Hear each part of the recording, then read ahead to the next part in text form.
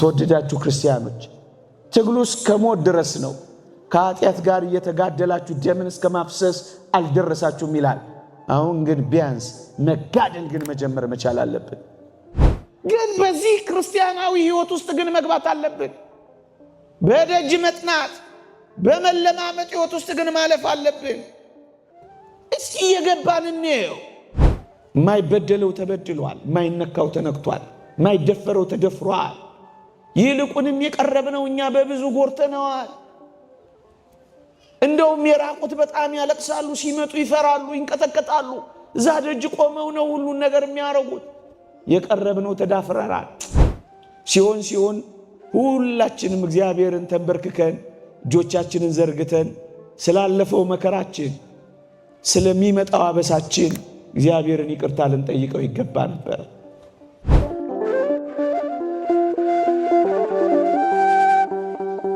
ግድ የለም እግዚአብሔር አሁን ከኔና ከናንተ የሚፈልገው ይቅር በለን ብለን ያወቅነው የተረዳነው ንስሐ መግባትና መናዘዝ ብቻ ነው። ኃጢአታችንን ይቅር ሊለን ከአመፃችን ሁሉ ሊያነጻን የታመነና ጻድቅ ነው ተብሎ ነው የተጻፈው። እስኪ ይህንን የሚመጣውን ዘመን በይቅርታ እንኑረው። ከእግዚአብሔር ጋር ታርቀን እንጀምረው። የኃጢአት ቀጠሯችንን እናቋርጠው። ክርስትናን እንደ ነገሩ መኖርን እንተወው። ቃል እግዚአብሔር እየሰሙ እግዚአብሔር በሚያዘን ሳይኖሩ መኖር ትንሽ ቢበቃል። በአገራችን በቤተ ክርስቲያናችን ከፍ ብሎ በዓለማችን ላይ ለሚመጣው ደስ የማያሰኙ ቁጣዎችና መከራዎች እኔ አስተዋጽኦ እንዳላደርግ ቢያንስ እኔ ንስሐ መግባት አለብኝ። ስለዚህ ለሁላችን ሲሆን ሁላችንም እግዚአብሔርን ተንበርክከን እጆቻችንን ዘርግተን ስላለፈው መከራችን ስለሚመጣው አበሳችን እግዚአብሔርን ይቅርታ ልንጠይቀው ይገባ ነበር። ማይበደለው ተበድሏል፣ ማይነካው ተነክቷል፣ ማይደፈረው ተደፍሯል። ይልቁንም የቀረብነው እኛ በብዙ ጎርተነዋል። እንደውም የራቁት በጣም ያለቅሳሉ፣ ሲመጡ ይፈራሉ፣ ይንቀጠቀጣሉ። እዛ ደጅ ቆመው ነው ሁሉን ነገር የሚያረጉት። የቀረብነው ተዳፍረናል። አወቀን ባዮች አፊዘንበታል። አንዳንዶቻችን መዘባበቻ አድርገነዋል። እግዚአብሔር እንደሌለ እስኪመስል ድረስ አኗኗራችን እንደዛ ሆኗል። ቢያንስ በመጪው ዘመን እንኳን እንመለስና እግዚአብሔርን እናገኘው እንጂ። ለዚህ ነው አዲስ ዓመት ሲመጣ እንዲህ ያለ በዓል ሲመጣ እስኪ እግዚአብሔርን አግኝተነው እንጀምር። ከእግዚአብሔር ጋር ተገናኝተን እንጀምር። እግዚአብሔርን በሚገኝበት ጊዜ ፈልጉት፣ ቀርቦም ሳለ ጥሩት ይላል እግዚአብሔር ቃል። እግዚአብሔር ይገኛል። የእግዚአብሔር ቃል ይገኛል። የእግዚአብሔር መስዋዕት ይገኛል። የእግዚአብሔር ካህን ይገኛል። የተወደደ ሰዓት አሁን ነው። የመዳንም ቀን ዛሬ ነው። በተወደደ ሰዓት ሰማሁ፣ በማዳኔም ቀን ረዳሁ ይላል እግዚአብሔር ቃል። አሁን ነገ አይደለም፣ አሁን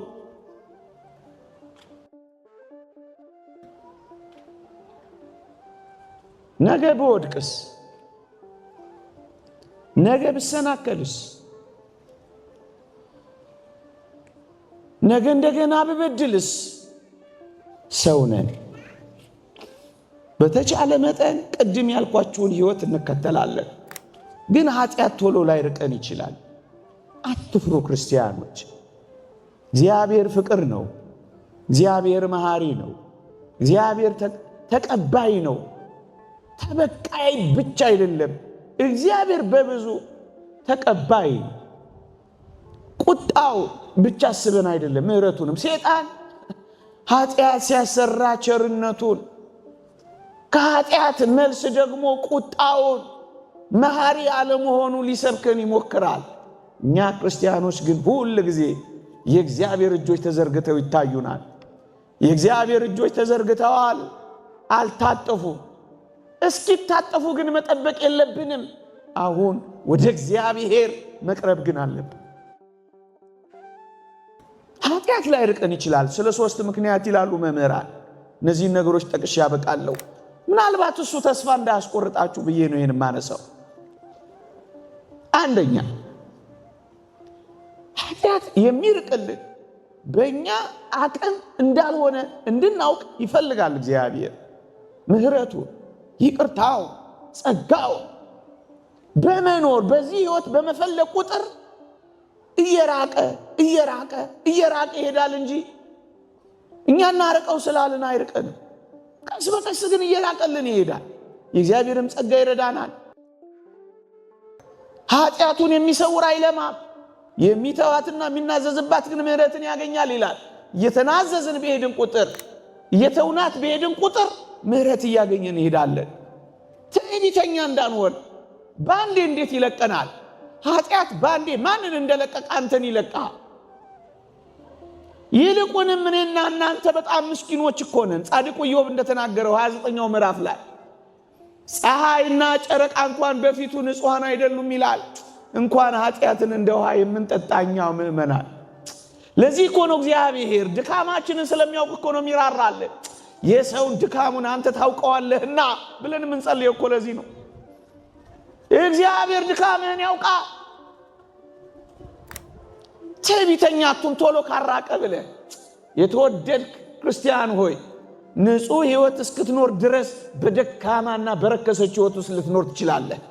ንጹሕ ሕይወት የምትኖረው ግን አንድ ብለህ ከርኩሰት ሕይወት መውጣት ስትፈልግ እየነጻ ትሄዳለህ።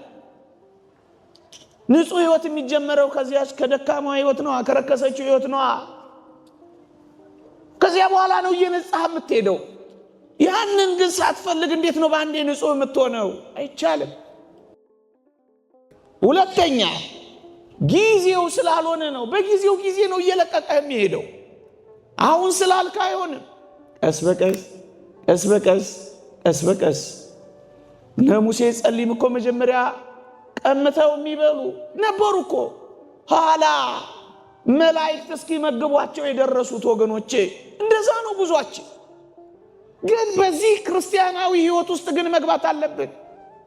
በደጅ መጥናት በመለማመጥ ሕይወት ውስጥ ግን ማለፍ አለብን። ንስሐ መግባት ራሱ በኃጢአት ላለመውደቅ ዋና መፍትሄ ነው። ምእመናን እስኪ የገባን እንየው። የእግዚአብሔር ጸጋ ይጠብቀናል። አባታችን ካህኑ ይጸልይልናል። መንፈስ ቅዱስ ለኃጢአት መውቀስ ብቻ አይደለም፣ መንፈስ ቅዱስ ያበረታታናል። ስለዚህ በኃጢአት ላይ ድል የመንሳት ጉልበትና ኃይል ይሰጠናል።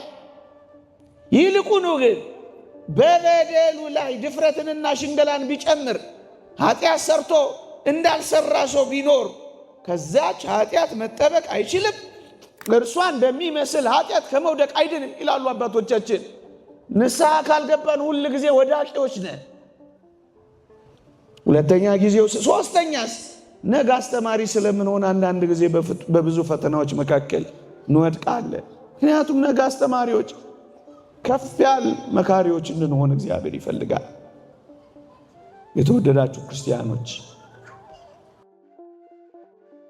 ወደ አባ ቢሾይ የመጣ እንደ መነኮስ አባ ቢሾይን እንዲህ ብሎ ጠየቀው ይላል። አባቴ ሆይ አቤት፣ እስከ መቼ ድረስ ብዙ ጊዜ በኃጢአት ተሰነካክዬ እኖራለሁ አለው ይላል።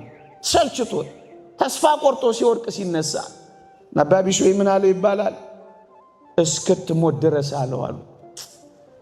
የተወደዳችሁ ክርስቲያኖች ትግሉ እስከ ሞት ድረስ ነው።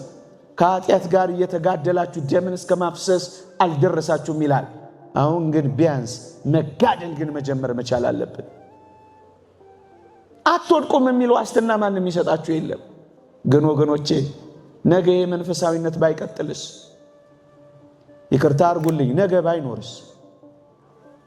ነገ እኮ ላይኖር ይችላል። እውነት አስብ። ነገ የለም ሊሆን እኮ ይችላል። የሰይጣን ፈተና ከዛሬው ይልቅ አንቺና አንተ እኔ ላይ ነገ ቢበረታስ? ዛሬ ታግሰን የምናደምጠውን ነገ ባናገኝስ? ዛሬ ድንጉጥ የሆነው ልባችን ነገ ባይኖርስ? ዛሬ የሚባለው እኮ ለዚህ ነው ወገኖቼ። ምግብ ሲቀርብልን አሁን የምንታጠበው በኋላ እንቆሽሽም ብለን እኮ አይደለም፣ የግድ መታጠብ ስላለብን እኮ ነው። የተወደዳችሁ ክርስቲያኖች አሁን ነገ ልንወድቅ እንችላለን፣ ነገ ልንደክም እንችላለን። ግን ዛሬ መጀመር አለብን። ርዕሴ የአዲስ ዓመት ስጦታ አይደል ያልኳችሁ? አንተ ታሪክ ነግሬያችሁ ላብቅ። ሰምታችሁኛል? ጄሮም የሚባል የቤተ ክርስቲያናችን ሊቅ ብዙ መጻሕፍትን የተረጎመ አባት ነው። በአንድ ዕድሜው ላይ ትንቢተ ኢሳይያስን ተረጎመና ለጌታችን የልደት በዓል ስጦታ ሊሰጠው ፈለገ። ትንቢተ ኢሳይያስን ትርጓሜ ለጌታችን ስጦታ ለመስጠት የልደት በዓል ሰሞን ዋሻ ገባና ሱባኤ ያዘ። ለጌታችን ስጦታ ለመስጠት የትንቢተ ኢሳይያስ ትርጓሜ እዚህ ላይ ሊያዘውና ታሪኩን አሁን ደግሜ ልጠይቃችሁ። ለተወደደ መድኃኒታችን ለኢየሱስ ክርስቶስ ለዚህ አዲስ ዓመት ስጦታ ስጡኝ ቢላችሁ መስጠት የምትፈልጉ ሰዎች እስኪ እጃችሁን አውጡልኝ። ደግሜ ለመጨረሻ ጊዜ ልጠይቃችሁ። መልካም ነው፣ አውርዱት። ሱባኤ ያዘ አባ ጄሮም ያልኳችሁ።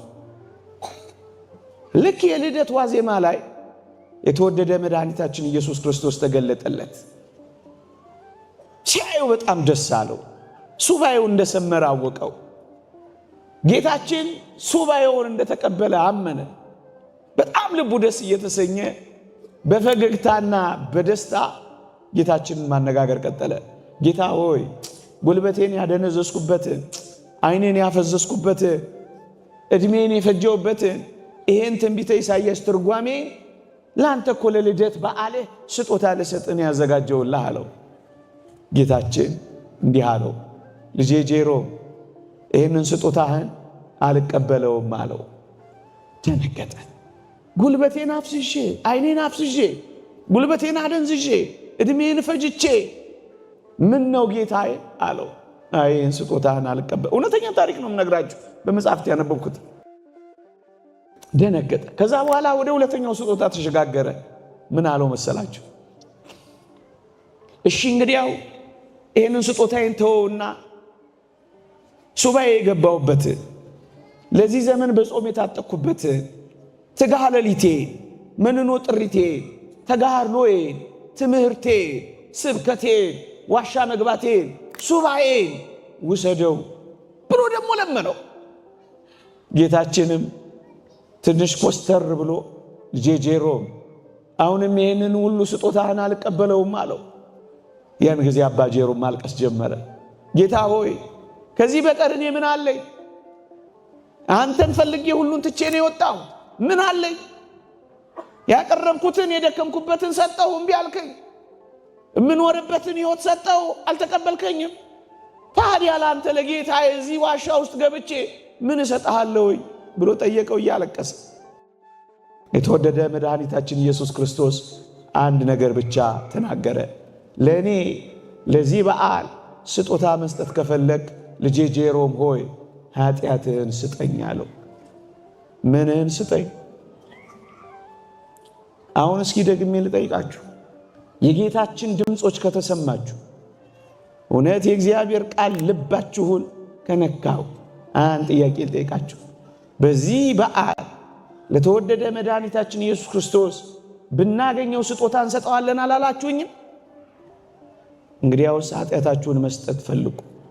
እስኪ ኃጢአታችሁን መተው በንስሐ ለንስሐ አባታችሁ ልታሳርፉ የምትፈልጉ እስኪ እጃችሁን አውጡልኛ።